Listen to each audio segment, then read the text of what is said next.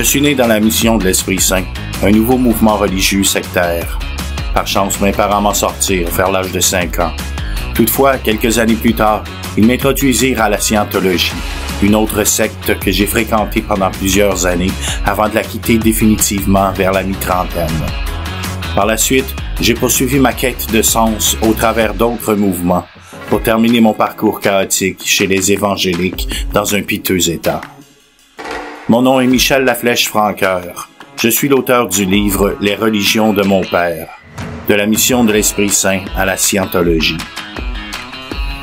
Dans cet épisode, je m'entretiens avec Jean-Sébastien Bourret et Michel Bellé, des Sceptiques du Québec.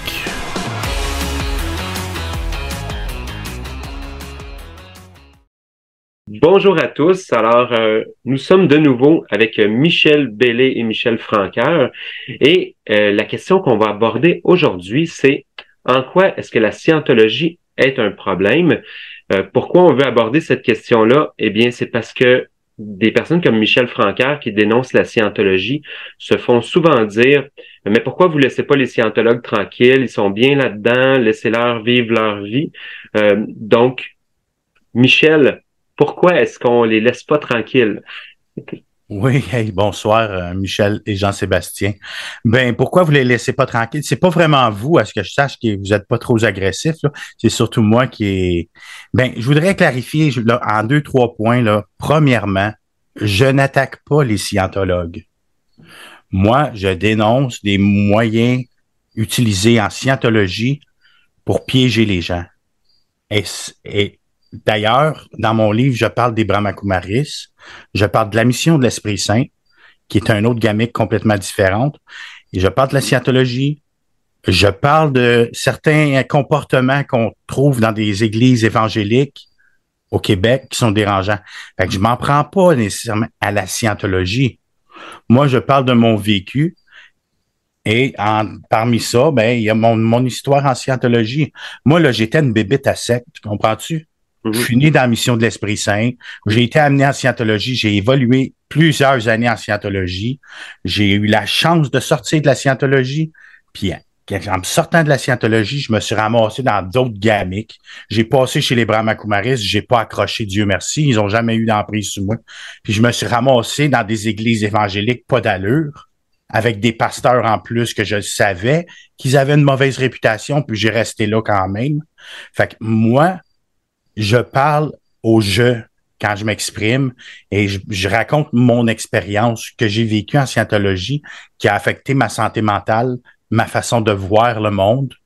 Je dénonce pas pour moi, les scientologues, ce sont des victimes qui sont tombées dans un piège tellement profond que je pense même pas pouvoir les aider à en sortir. Ils sont tombés dans un piège. Moi, j'essaie de prévenir les gens de la présence de ces pièges-là dans les nouveaux mouvements religieux au Québec. Là, ça tombe sur la scientologie. Mais si j'avais passé 20 ans dans un autre gamique comme ça, c'est l'autre mouvement que je dénoncerais, là. Je m'attaque pas pour rien. Et puis là, tu l'as-tu parlé, excuse? Ouais. Ben, je voulais que tu termines ton idée, mais c'est bon. Si tu avais quelque chose à ajouter, tu peux le faire. Après ça, je voulais revenir sur ce que tu disais, ce que tu entends par piéger les gens, l'emprise.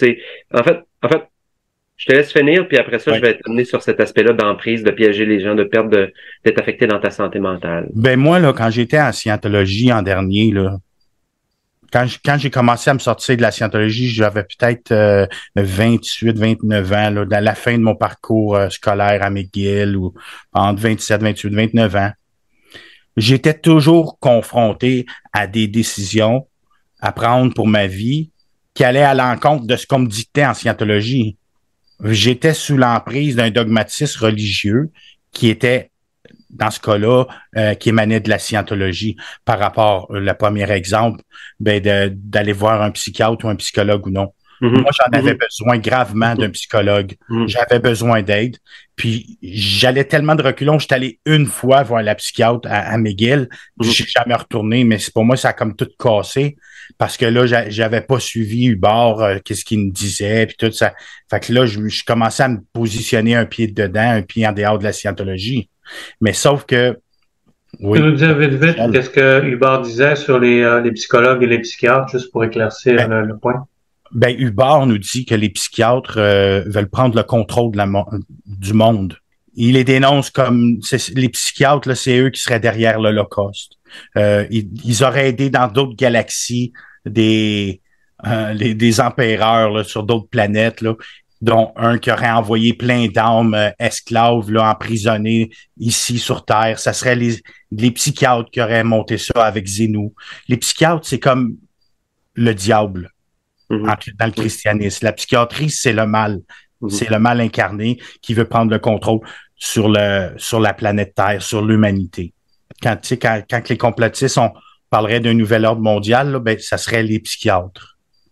Donc, autrement dit, une des raisons pour laquelle tu dénonces la scientologie, tu essaies d'avertir les gens par rapport à la scientologie, c'est parce que pour toi, à titre d'exemple, c'était pas le seul dommage que tu as subi, mais un des dommages que tu as subi, c'est que tu te méfiais des psychiatres, des psychologues, puis à cause que tu te méfiais d'eux, tu n'allais pas chercher de l'aide vers eux, et c'est de l'aide dont tu aurais eu besoin. Donc, quand tu parlais tantôt que ça avait affecté ta santé mentale, certaines croyances puis des impératifs, des choses qui étaient dites dans la scientologie t'ont encouragé à ne pas aller chercher d'aide. Oui, mais pour Et moi, je voyais les psychiatres comme des monstres, là. Et cette espèce de distorsion de la réalité, cette espèce de, ils t'ont inculqué, ils t'ont inculqué une sorte de peur des psychologues, puis une méfiance, une extrême méfiance. Ça a fait en sorte que peut-être tu aurais pu, si tu avais été moins méfiant, tu aurais pu aller chercher de l'aide plus tôt au niveau de la santé mentale. Oui, définitivement, j'aurais demandé de l'aide. Peut-être que j'aurais pas eu les moyens financiers, mais à McGill, j'aurais peut-être eu de l'aide plus. J'aurais pu retourner voir cette dame-là qui m'avait aidé. Mais ça, c'est juste un exemple, là, la Oui, psychiatrie, tu sais. oui, c'est juste un exemple, mais c'est ça qu'on veut. On veut sortir des Ouais. exemples, des Bon, ben, dommages que tu moi, as ce que je subis. voulais te dire, c'est quand j'étais sous l'emprise de la scientologie, puis j'ai commencé à penser par moi-même, puis à prendre des décisions qui allaient à l'encontre de la scientologie, j'ai commencé à m'interroger, là. Et puis je suis tombé sur un livre dans une bibliothèque municipale écrit par Russell Miller Mhm, qui s'appelait Le Gourou démasqué. Puis mhm. il y avait la photo du bar sur la couverture. Et puis là, j'ai commencé à lire. Et puis j'ai vu que Hubbard était un fiefé menteur. Il avait menti sur toute la ligne. Parce que puis Russell Miller, qui est un journaliste aguerri, était allé chercher dans le passé des informations pour prouver ce qu'il disait. D'où l'expression que tu utilisais tantôt, tu utilisais le mot gamique. Donc, ça a un lien aussi avec le fait de ces mensonges-là. C'est pour Ben, ça que tu dis que c'est une gamique. C'est parce qu'il y a des mensonges, puis des demi-vérités, puis ils déforment les dans choses ce qui sont pas. livre-là, on apprend que Hubbard est un escroc de la pire espèce. Ouais, une gamique, Ben, c'est ça. il a battu une de ses deuxièmes femmes, sa deuxième femme qui a marié pendant qu'il était encore marié à sa première. Il a marié une deuxième femme. Il y a eu de la violence conjugale terrible là-dedans. Puis, toutes sortes d'exemples comme ça. Quand il a fait son fameux parcours de purification, là, il popait des pelules, des roses puis des bleus. Dans ce temps-là, je ne sais pas c'était quoi exactement, mais c'est des barbituriques. C'était un drogué. Il gelait. Juste, par exemple, C'était pas un bon modèle. C'était pas un si bon modèle de non, vie. mais ce qui prônait, ça allait complètement à l'encontre de ce que lui-même faisait. OK. Et puis, fait que là, il a monté son purif, lui, parce que je l'ai déjà parlé, c'est une hutte de sudation. Mhm. Puis là, il parlait que les toxines dans notre corps, puis tout. Hubbard, c'est des supercheries. Tu sais, un illusionniste, il va te faire regarder la main droite. Pendant ce temps-là, il est en train de faire quelque chose avec sa main gauche pour Mhm. préparer son tour. C'est ça qu'Hubbard fait dans tous ses procédés de scientologie, Mhm. comme le fameux électromètre. Comment tu peux avoir un appareil qui va détecter la densité de tes pensées? C'est ça qu'il a enseigné. Ça se peut pas, regarde. Sais-tu comment ça marche l'électromètre, là? Je vais te mettre les deux canettes des mains, là, je vais te plugger avec le flux électrique, là. C'est comme un petit appareil, je sais pas si tu as déjà vu ça, un TENS, là, quand on a des problèmes musculaires, on branche les électrodes sur nos muscles. Bon. Mhm. Oui. C'est un peu comme ça, l'électromètre, tu le tiens dans tes mains. Moi, je le sais, j'ai fait quand même au moins une vingtaine d'heures là, avec l'audition confessionnelle avec l'électromètre. Puis, tu as un flux qui te passe. À un moment donné, j'étais dans la salle d'audition, puis l'électromètre était mal ajusté par l'auditeur. Ça, c'est le thérapeute qui donne les procédés de scientologie. J'ai senti, là, le flux électrique traverser mon corps, me monter dans la nuque, puis redescendre par le bras gauche. Oui. Fait que cet électron. Là, quand tu regardes les appareils TENS, là, les petits appareils qu'on va, c'est écrit noir sur blanc. Attention, le courant qui va circuler dans votre corps va stimuler des endorphines. Dans votre... Hubbard, c'est utiliser son appareil électrique pour envoyer un courant électrique dans les gens, puis leur faire à croire que ça fait juste cibler les pensées malveillantes, les pensées où il y a de la charge. C'est complètement faux. Il y a certains mouvements de l'aiguille de l'appareil électrique qui arrivent. Imagine-moi, là, regarde, des fois, je m'imagine là, que ça m'est arrivé l'autre jour, je me suis imaginé que quelqu'un me coupait un bras avec un poignard. Puis je suis venu plein de frissons, je me suis vu le bras en sang. Si j'avais tenu les canettes pendant ce moment-là, là, j'aurais eu une réaction de l'aiguille. Ah ben oui. Parce que dans mes mains, il y aurait une tension nerveuse, tu sais. Ou j'écris des romans. Ça m'est arrivé, j'ai écrit 2 romans qui n'ont jamais été publiés, qui ne seront sûrement pas, là. Puis j'écris des scènes de sexe là-dedans. Quand j'écris la scène de sexe, là, c'est tout mon imaginaire là, qui fabrique la scène, mais j'ai des réactions physiques. Oui. Fait que son appareil électronique, c'est n'importe quoi. Il t'envoie dans le passé, là, dans un événement dans ta banque mnémonique qu'il appelle, là, lui. Puis là, il va dire, c'est quoi ça? Les souvenirs. Là, tu viens de fantasmer sur une idée comme quoi, tu sais. Là, ça, parle-moi-en donc. Puis plus qu'il t'en fait parler, là, parce qu'il y a eu une réaction sur l'électromètre, plus qu'il t'en fait parler, plus que tu rentres dans ce souvenir-là, puis plus que tu te crées des faux souvenirs. C'est comme ça qu'ils t'amènent dans des vies passées. Hey, combien de scientologues ont été Jésus-Christ dans le passé ou Ponce Pilate? J'en ai entendu, là. Si tu savais combien je l'ai entendu dans des vies passées, j'ai découvert aujourd'hui que mais c'est pas pour rien que dans les écrits de Hubbard, c'est interdit de parler de nos séances d'audition, de qu'est-ce qu'on a vécu, pour pas que le monde fasse tout des parallèles comme ça. Ouais, il y aurait trop de contradictions tout le monde il y aurait trop de Jules César dans la place, là. Mais tu vois, cet appareil cet électromètre, c'est un autre supercherie. Lui, il a fait une espèce d'appareil, un appareil qui aiderait le thérapeute là, à ce que son patient, le préclaire qu'on appelle, puisse cibler des ondes de sa vie qui l'affectent. Mais dans le fond, qu'est-ce qu'il fait? C'est qu'il chauffe de l'électricité dans le corps. Moi, quand j'ai fait mes procédés de scientologie, j'étais en dépression. Fait que là, il m'envoyait des antidouleurs naturelles. Mais là, je m'arrête là ici pour vous le dire. Je sais que ça sonne complotiste. C'est gros en crise, mais c'est ça. Oui. Oui, ça me fait penser justement, j'ai vu un appareil similaire à ça quelque part chez Richard Glenn qui avait ça. Puis en fin de compte, c'est 2 petits électrodes que tu tiens dans tes mains. Mais le courant, où est-ce que ça va... selon Richard Glenn, ça détectait toutes les maladies que tu pouvais avoir dans ton corps, tous les problèmes que tu pouvais avoir. Mais ça, je te garantis que à cause de l'humidité dans tes mains, de la chaleur de tes mains et de la façon dont tu pognes les électrodes, c'est sûr que ça va donner des indications différentes d'une fois à l'autre. Fait que je suis convaincu que tu ferais 10 fois le même test, puis dans un cas, tu auras un cancer du foie, dans l'autre cas, un cancer du cerveau, puis une autre fois, il dirait probablement que tu es complètement en bonne santé. Alors, c'est vraiment une foutaise complète, là.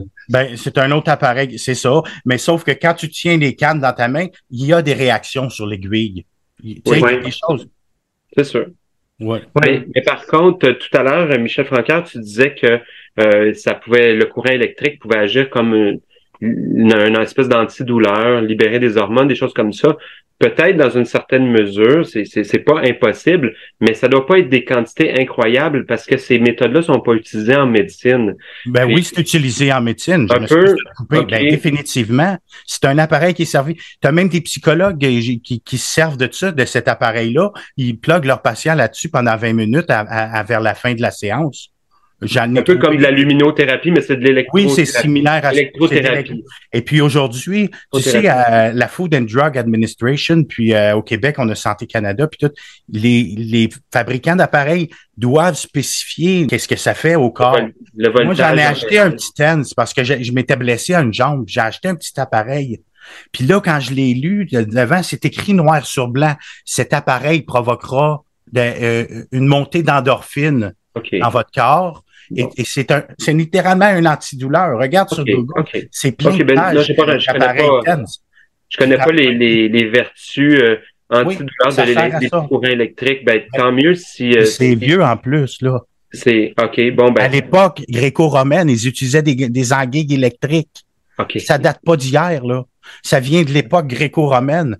Puis tu regardes, là, puis t'as un appareil là, dans les années 1800. Là, excuse Michel, je vais te laisser la parole tout de suite après. T'as un gros appareil là, dans le temps de le psychiatre avant Freud, puis des psychiatres qui utilisent, c'est comme une grosse chaise électrique, puis le patient s'assoyait là-dessus, puis on y envoyait les premiers courants électriques au début de la... Ça date de longtemps. Là. Okay. Hubert, lui, a vu ça quelque part, puis il dit hey, moi, je vais les arranger une petite bébelle. En plus, là, ça coûte moins que 100$ fabriquer cet appareil-là. Ils en vendent 5-6 000 $, ils vendent ça. Okay. En scientologie. Ça coûte moins de 100$. Et pour ton petit appareil que tu as, j'aimerais ça que tu nous envoies les spécifications. J'aimerais ça vérifier voir qu'est-ce qu'il y a là-dedans. Parce que ce que moi j'ai vu ou ce que j'ai cru comprendre à la date, c'est qu'il y a à peu près juste les chiro qui utilisent ce type d'appareil-là pour favoriser les contractions musculaires. Mais de là à dire que ça sécrète des endorphines et tout ça, là, je pense que ça va trop loin. Non, je vais t'envoyer plusieurs liens sur Google. Vas-y sur Google pendant qu'on parle. Là. Tu vois, c'est plusieurs. Aujourd'hui, là, on est rendu quasiment en 2030. Là. Tu sais? Oui, mais c'est parce qu'il y a beaucoup de pseudosciences dans ces appareils-là. Non. Hey, regarde, je te dis, si c'est écrit dans le petit booklet, là, c'est parce qu'ils sont obligés de le mettre. Là. Moi, là, quand j'ai mis l'appareil sur moi pour essayer de traiter ma blessure, j'ai senti le même flux électrique que j'ai senti sortir de l'électromètre. Là, c'est pour ça que j'ai fait un parallèle. Puis j'ai commencé à m'interroger, puis j'ai regardé le petit booklet, qu'est-ce qu'il disait par rapport aux endorphines. Après ça, j'ai cherché, avant d'écrire ça dans mon livre, parce que je le sais que les gens vont me prendre pour un complotiste, j'ai cherché, t'as au moins une 50aine de sites, puis t'as plein d'appareils, puis c'est toute la même chose. Ben, une chose dont je me rappelle de mes cours de neurosciences, c'est que une sensation qui est reçue, exemple, là, une simple pression aux tempes, ça fait que ton cerveau perçoit cette sensation-là, fait que ça peut faire en sorte que tu sens moins un mal de tête. Mettons que tu as une douleur, là, mais le fait de, si je me masse les tempes, ben, il y a d'autres influx nerveux, finalement, mes récepteurs nerveux vont sentir de la pression.